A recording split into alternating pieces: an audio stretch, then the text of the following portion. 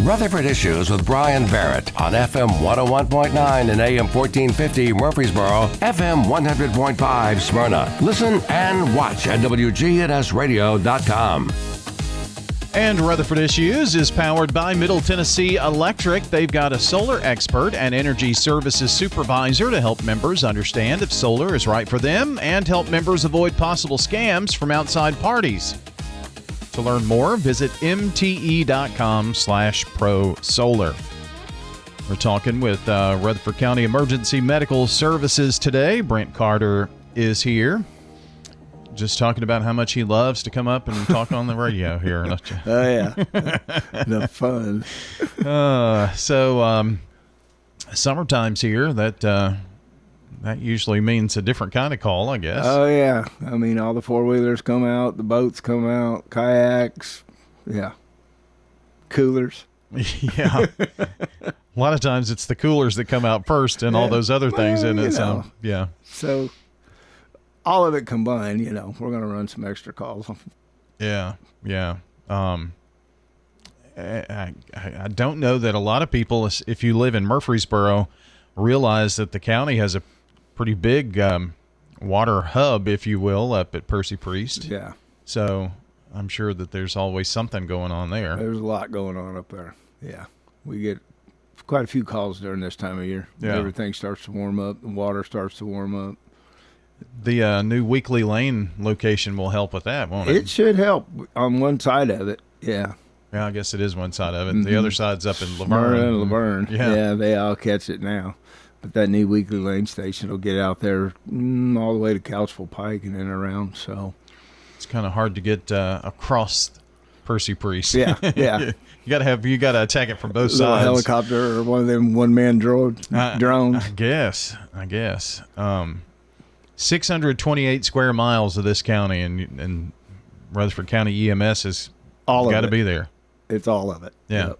Yeah. What most people don't understand, they see fire trucks, they see county, cities, Smyrna. I mean, everybody's got stuff, but they call 911 for an emergency call. They're going to get a Rutherford County ambulance, no matter where you're at in Rutherford County. Right. And the number of calls are certainly not going down. Oh, they're not going down. They just keep going up. We're way over, right around 4,500 a month, running 18 trucks. That's a lot of calls. That's 18 trucks with what, 2 paramedics in a truck? Sometimes it's 2 paramedics. The busy trucks like Blackman and Salem, the Burton Street trucks, they'll have 2 paramedics on it. Some of the others, not real in the city, they'll have a paramedic and EMT. But there's a paramedic on every truck. Okay. Yeah. So sometimes there might be 3 per truck? Or no? No. Okay. They'll just have 2 usually. So sometimes if there is 3, we've got a student riding with us. Oh, paramedic student, EMT student, if there's 3 on the trucks. But, yeah, Rutherford County employees, there's only 2. Gotcha. But one of them's going to definitely be a paramedic.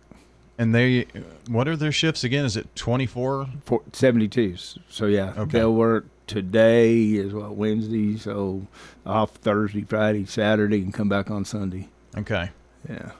Which gives them some good downtime. They need it. Running 124, 127 calls a day on a 24-hour shift, they get tired, So better than the 48s, 24, 48s. So. Yeah. We talked about that. It hasn't been too long ago that was the case. Yeah. So now with 4 shifts instead of just 3 shifts, that gives them a little more rest time. I'm assuming too that as our county grows and with just 18 trucks, I mean, you've got the new Weekly Lane.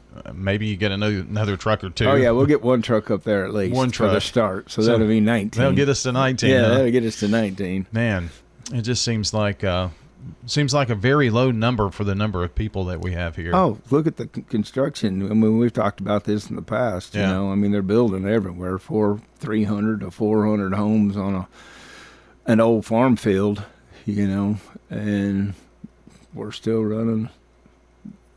We need a lot more trucks. It sounds like it. I mean, just with the sheer number of people. I've mentioned this on the air ad nauseum, but every time I talk about this and talk about growth, this comment from Shane McFarland kind of pops into my mind. But if Blackman were its own city or town, standalone, like Murfreesboro is, like Smyrna is, it would be a top 10 city in the state of Tennessee, just by population. I don't doubt that at all.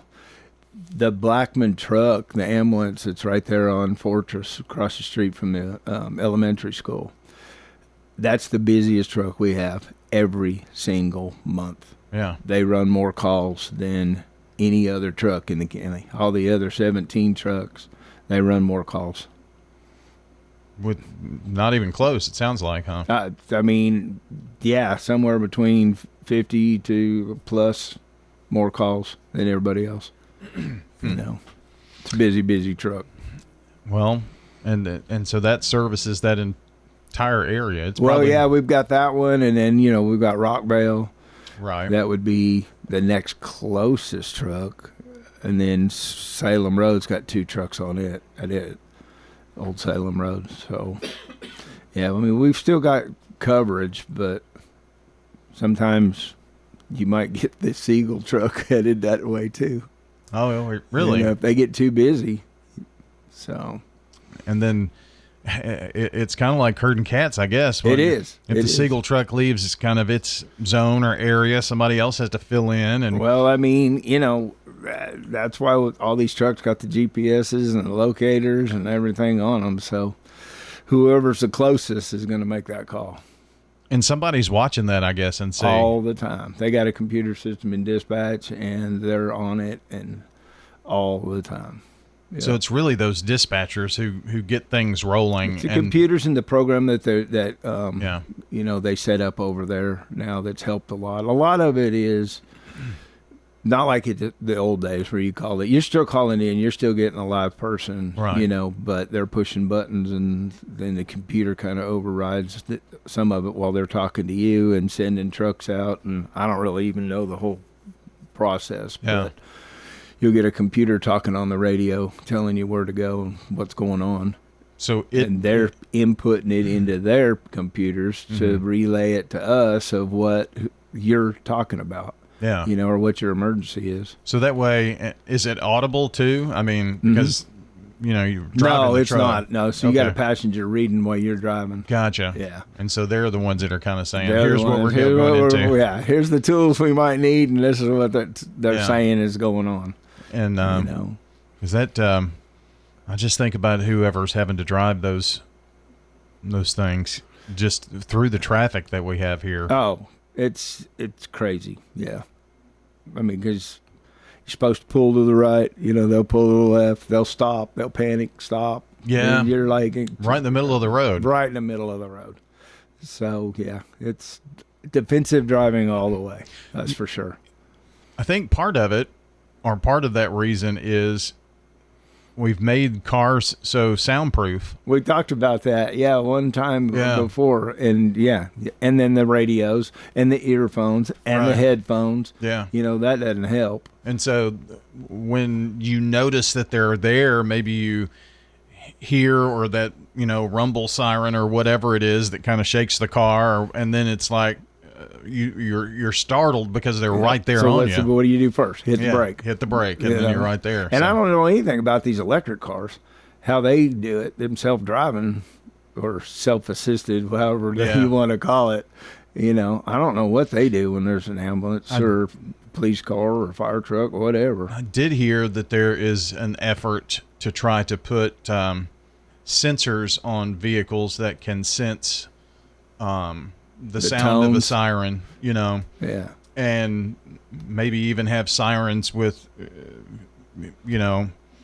special, because you can emit sound waves, you can emit information through the air and then the vehicles would pick up on that, sensors would pick up on that, and there would be like, you're getting pretty complicated here. Some kind of dashboard alert that says, emergency vehicle. Good. Something to help. Something, to let them know that something's going on. Because I saw it right here on Broad Street the other day, and the ambulance had to, you got 2 lanes, then the center lane, and then the other 2 lanes on the opposite side.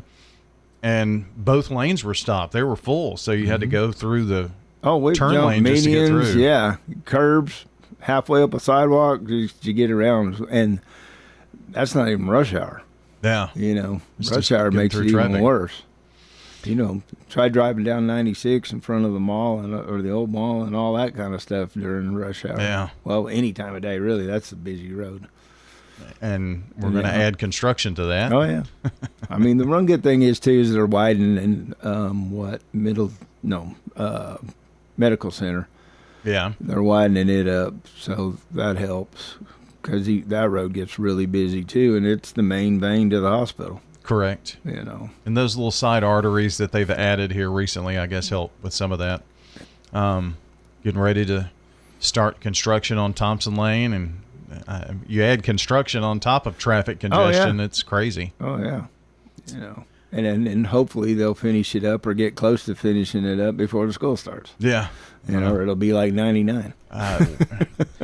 Another thing that the mayor said that made my heart jump, he said, if you think Salem Highway was tough, just wait until Thompson Lane starts, Oh, so, yeah. I mean, they're going to build 3 bridges over through there, so I don't know. We had a story on the website back in May about the statewide award, I think, for Rutherford County Emergency Medical Services team members.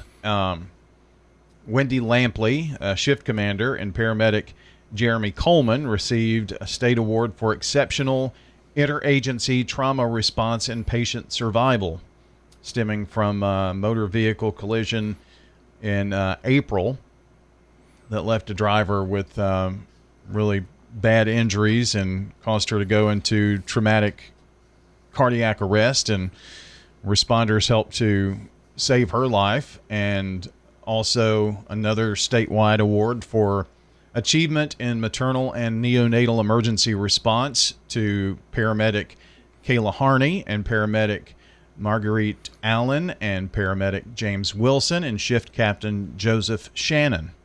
Medical 7, Medical 6, or Medic 7, Medic 6, and Medic 22 in Smyrna in July for a response. So these are statewide awards for all of those group. As far as I know, that's the first time we've ever received them. And that last call, those are my kryptonite.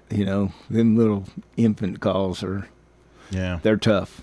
They are really tough. But they both of them, they deserved it, and I mean it was a good turnout on all the way around. Well, congrats to all of those who received that award. I'm not sure what state honors this came from, but I guess there's a statewide group for every. There's a statewide group for everybody. Yeah. So you can search up that story on our website. We appreciate Lisa Kay for sending that to us, so we could get that information out there. Well, summertime, stay safe out there, I guess, right? Stay safe. That's all we can do. Pay attention to what's going on and load them coolers. Yeah. You need with some water, water. Gatorades, things like that. Hydrated. Stay hydrated. That's the whole thing. Yeah, that's where I was going with that. Yeah. Stay away from those things that can dehydrate you. That's right. In the summertime, for sure. Or judgment. Yes. Yeah. Most certainly in all of that. Brent, appreciate you coming in today. Thank you, sir. Brent Carter joining us from Rutherford County Emergency Medical Services. If you missed part of the show, you can check the podcast. It will be up shortly over at WGNSradio.com. Hope you have a wonderful day, everybody, and we'll see you back here next time for another edition of Rutherford Issues on WGNS.